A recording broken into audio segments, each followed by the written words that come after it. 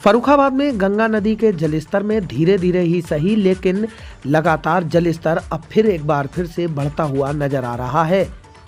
गंगा नदी के जलस्तर की बात करें तो सबसे पहले जलस्तर के 9 अक्टूबर की बात करते हैं, यानी कल के दिन गंगा नदी का जलस्तर 135.70 सेंटीमीटर था, जो कि आज सुबह 8 बजे यानी 10 अक्टूबर को सुबह 135.85 सेंटीमीटर रिकॉर्ड किया गया है।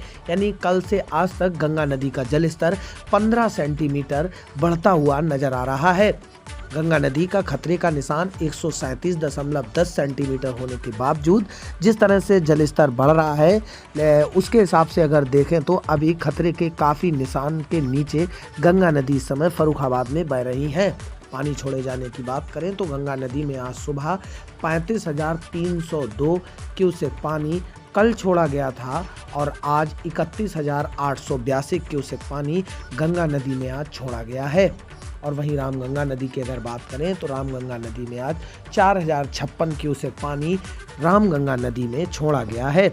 बीते दिनों कई ऐसे गांव थे जहां भीषण बाढ़ की चपेट में गंगा और रामगंगा ने तबाही मचा रखी थी, जिससे कई सैकड़ों गांव से लेकर कई लोग प्रभावित भी कई महीनों तक रहे थे।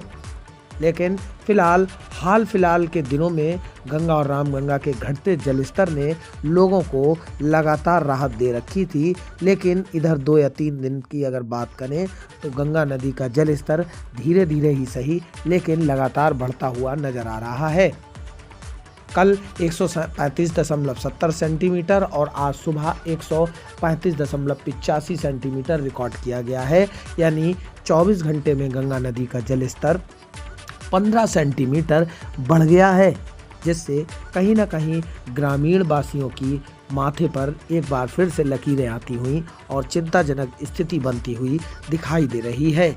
Bureau report, UP TV news, Farrukhabad.